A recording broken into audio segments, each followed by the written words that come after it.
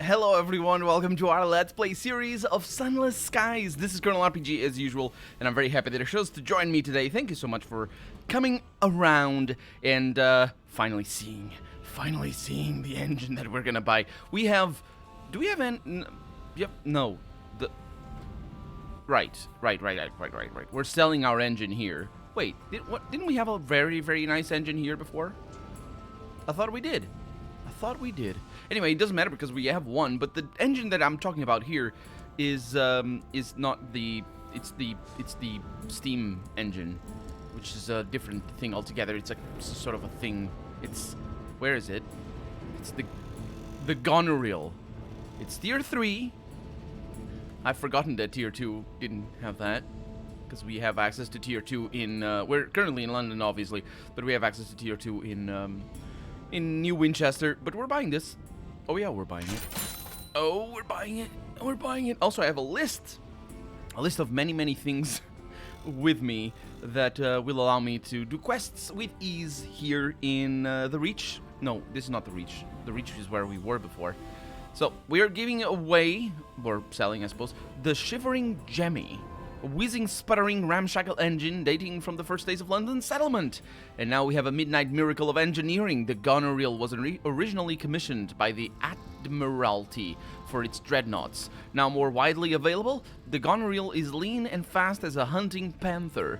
The latest model comes equipped with a steam injector, allowing frantic bursts of speed for captains with the courage to engage it. I'm not sure if dreadnoughts are from the Victorian era.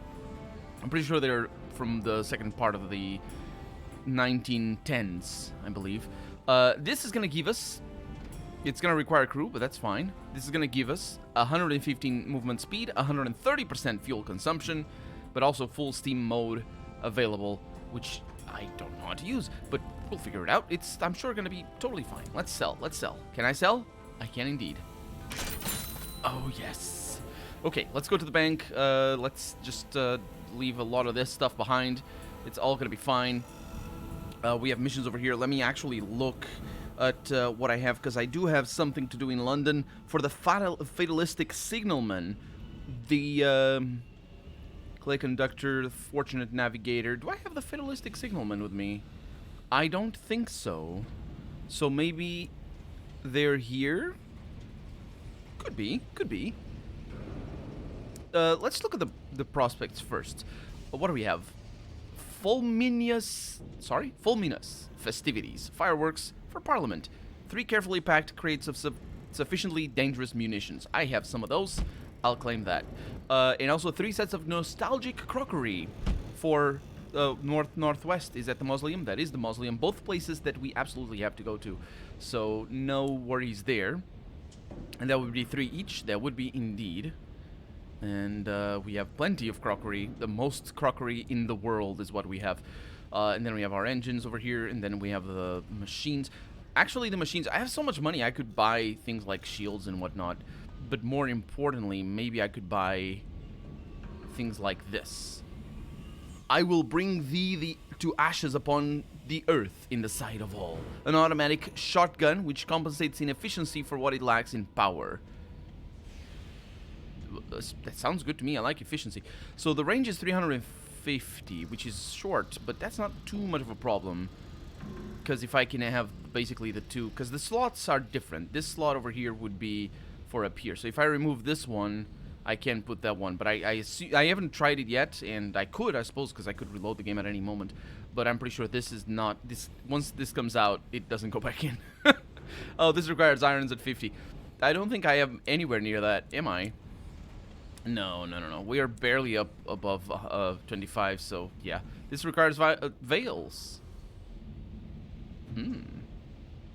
Okay, so we do have other types of weapons. That's good. That's really good. What is this? Wit and vinegar. It's a weapon. The secret of success in life is to be ready for opportunity when it comes. A mine favored by captains eager to bedevil pursuit.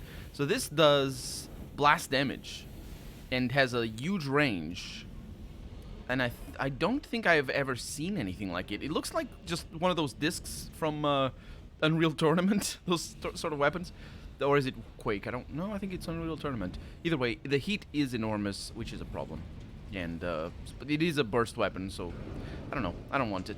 We're good. We have our sensible plumbing. We have sensible plumbing over here. We also have cozy cabins. It's interesting that they're both of the same tier, but one of them is good and the other one is not, even though they're both at 25. Oh, the slots are different though. Right, that explains it. Yeah, I don't need more people. We're good. Okay, let's continue with our adventures. I will need more fuel, that's for sure, and more munitions, or supplies rather.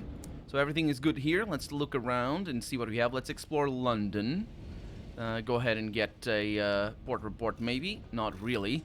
Liberated from her prison below the earth, indeed. Hunt for the shop that the auroral sommelier mentioned.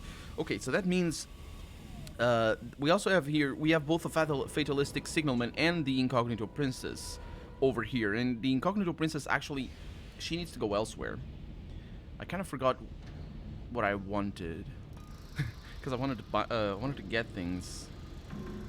Is it the permits? Did I want to get permits and I couldn't find them? Should write those down. So I need to make another list for myself of the things that I am looking for. But we'll get there. I think it is permits. I have some, not too many.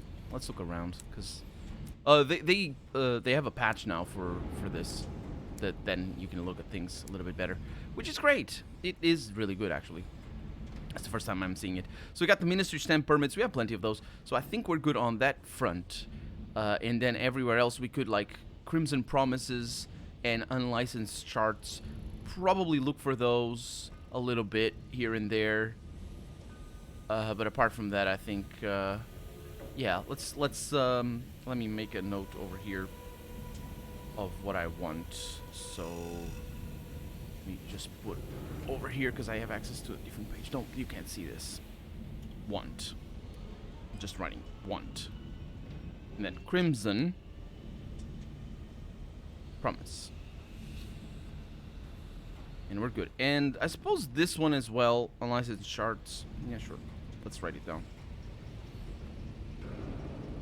These ones do get used up in adventures and whatnot, so it makes sense that I will that I would be on the lookout for them.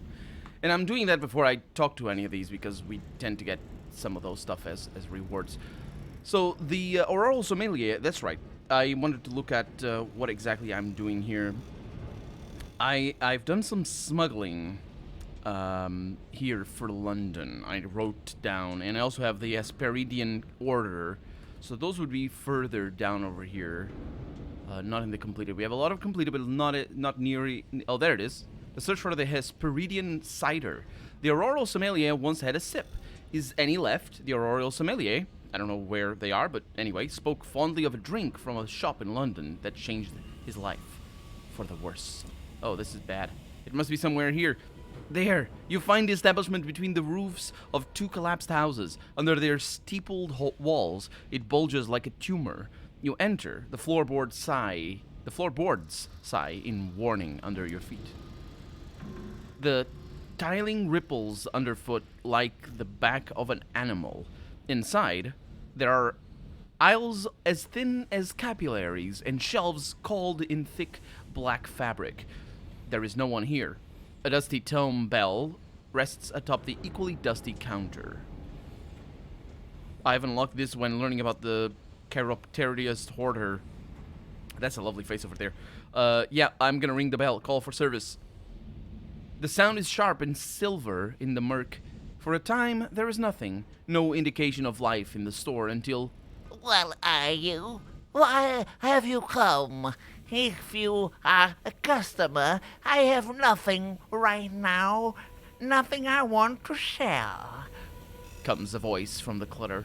A body soon follows the voice, spilling from the gloom. It elongates, stretching upwards, spreading into a flare of burgundy fabric.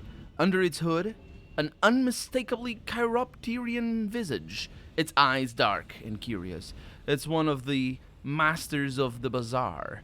Though pronounced adversaries of the Empire, one of them still stands here before you, imperious, impossible, and maybe slightly afraid? The tiling ripples underfoot like, oh, yeah, I'm gonna ask about the Hesperidian cider. You repeat the auroral sommelier's comments with gusto. Gone. What he wants is gone. No, not gone, but almost gone. A little more than a sweet swallow, and that isn't enough to do anything.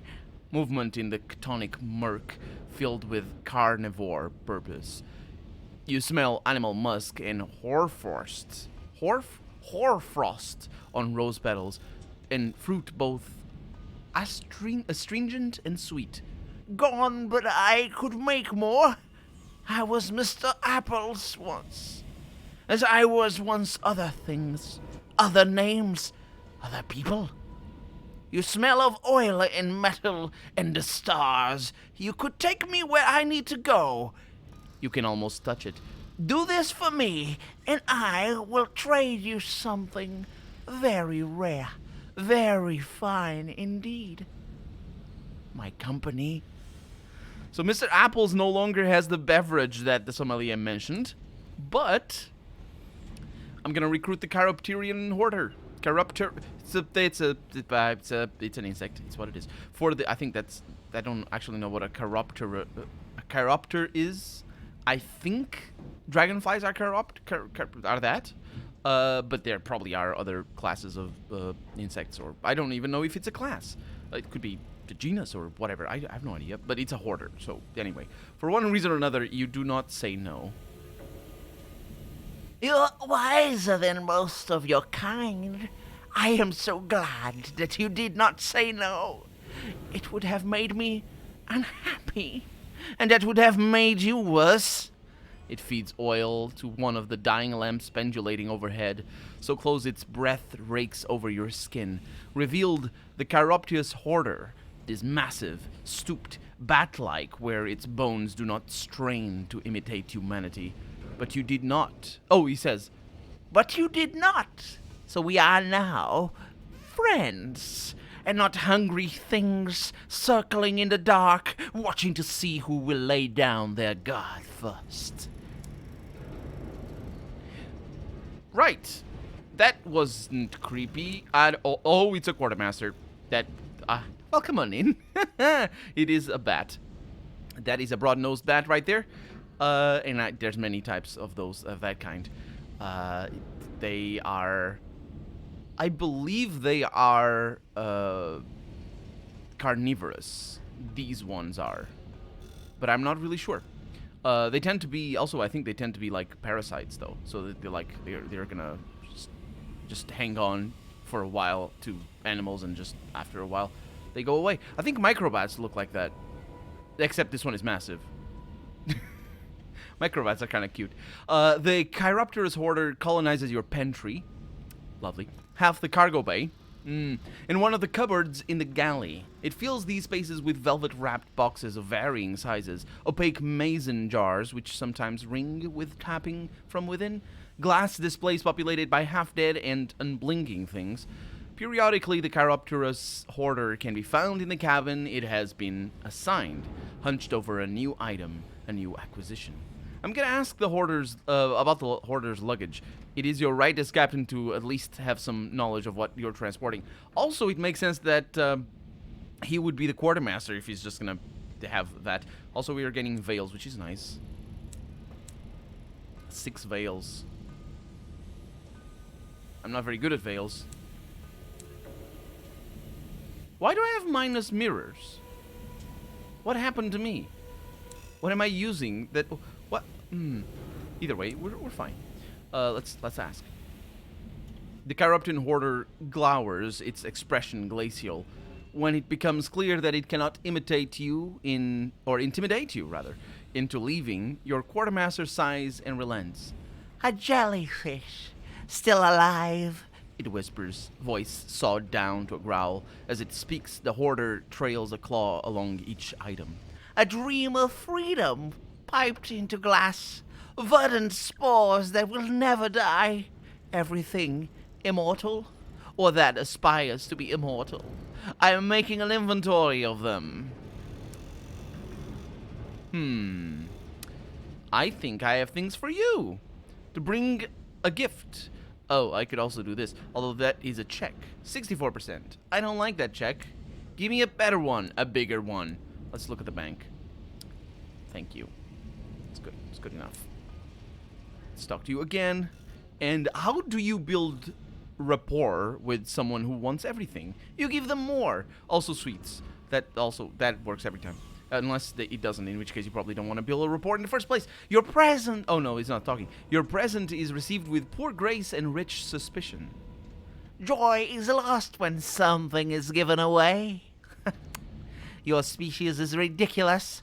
Despite its truculence, I have never heard that word, but in context we can surmise what it means. There is a tenderness in the way the Chiropterus hoarder cradles your gift. I'm gonna check on the hoarder and see what happens. A courtesy call, certainly not a surreptitious check to see if anything has been stolen for its collection. The Chiropterus hoarder stands in a drift of gleaming curious. Brass and glass and bronze polished to incandescence. It is stacking something. Many somethings, in fact. But there is no time to accurately identify them. Noticing your appearance, the Chiropterus hoarder launches itself towards you, a waking nightmare of membrane in red cloth. Out! Out! You cannot look! This is mine! Mine! Out! Okay, well, I'm gonna talk about its interest. What does it care about? Perhaps you will find some common ground. I have a dream. It confides, picking at the hem of its claret cloak.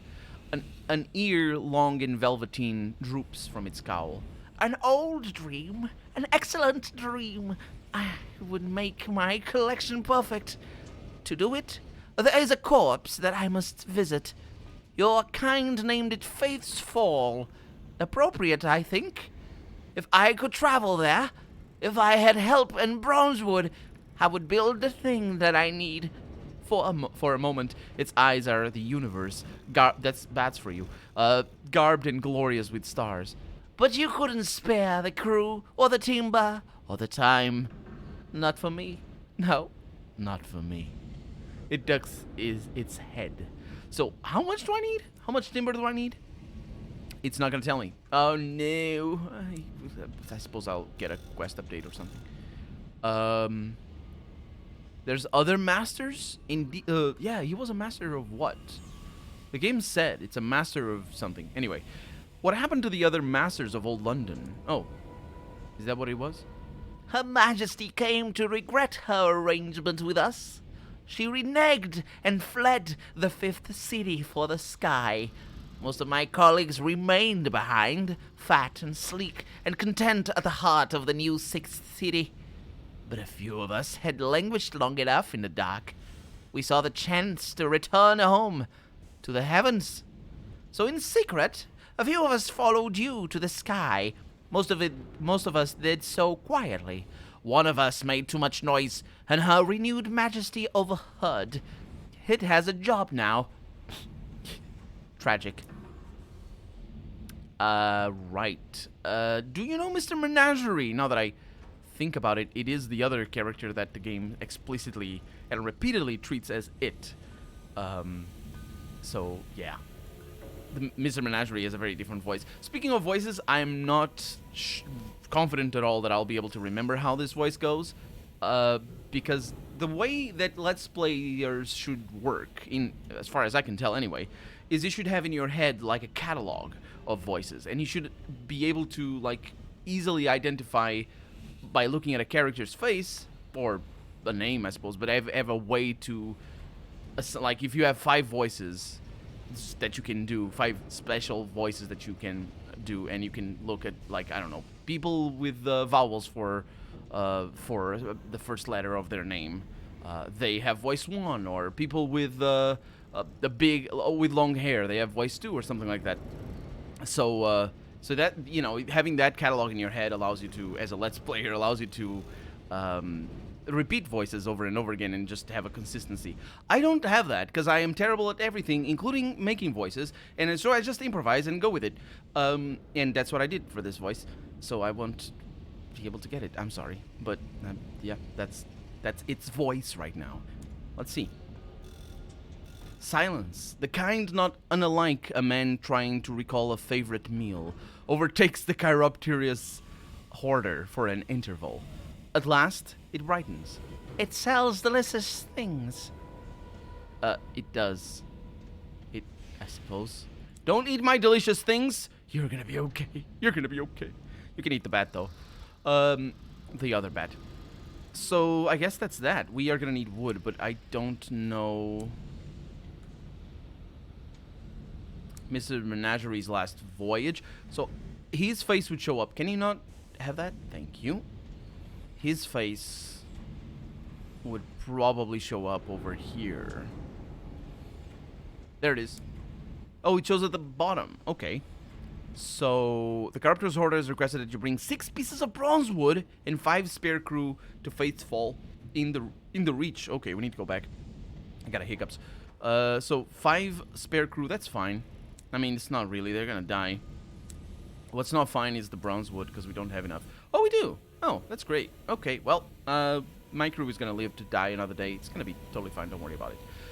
Okay, back to London. We have a lot of things to do over here, and I can return to the gloomy middleman at the... Actually, I should probably note down the thing that I did over here, because I don't need to do the Hesperidian thing anymore. So we're good on London, and of course I'm gonna have to remember that I stopped noting down the quest. But if they show up at the bottom, then it's gonna be easy for me to remember where I stopped and whatnot, because we just... The phlegmatic researcher's study of a peculiar melody and whatnot that is in...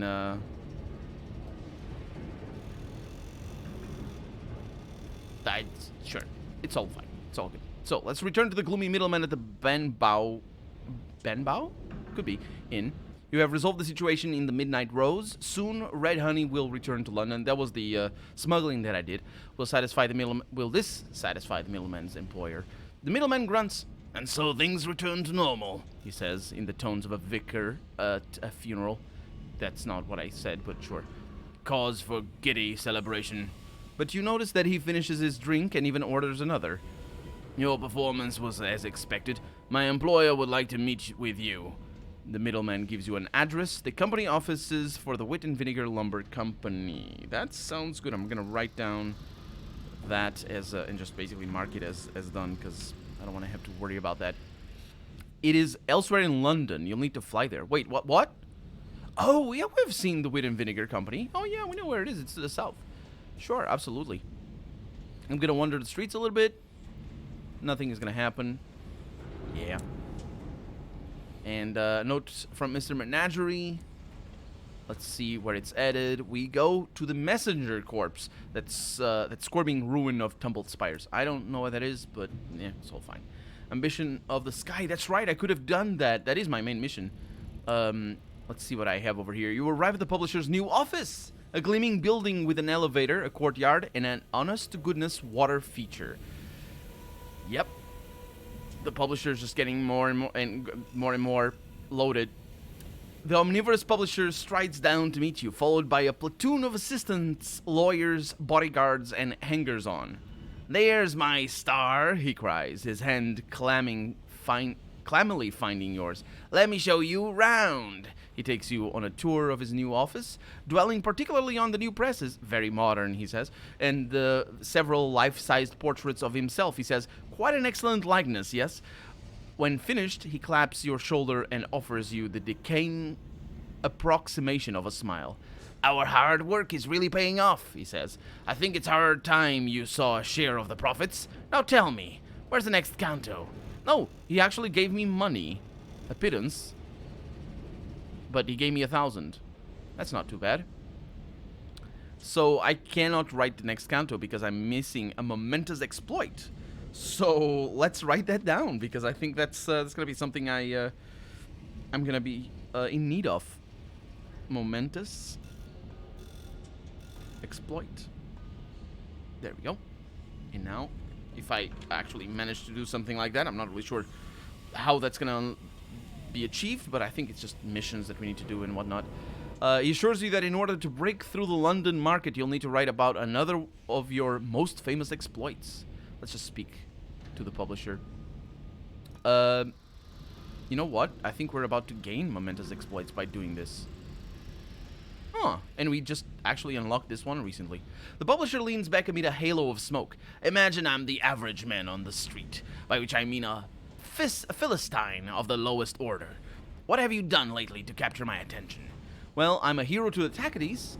That's something. Depends on what kind of lowest order we're talking about here, about the Philistininess. I'm not really sure what that means. I mean, I know what it means. I'm not sure of the origin of the word. So, because that would affect the way I say Philistininess, because that's probably not the word. Anyway, you played a decisive role in the Winchester War, and your heroic deeds are celebrated by the Tacades. That'd make a nice novel right there. Yep, my deeds are worth publishing. I think I just unlocked that thing. The Tacades will want to read... Oh, he says, the Tacades will want to read all about their hero, says the publisher with a glinting smile. The Stovepipes will want to study the tactics of one of their greatest enemies. This will mean fame and notoriety in equal measure. I hope you're ready. I am ready, but not this episode. So we're gonna do that next time around. Because for right now, I'm Colonel RPG, and this has been Sunless Skies. I really hope you've enjoyed it, and if you did, go ahead and leave a comment, like the video if you want to see the next episode come out sooner rather than later. But above all, thank you so much for watching, and I hope I'll see you next episode.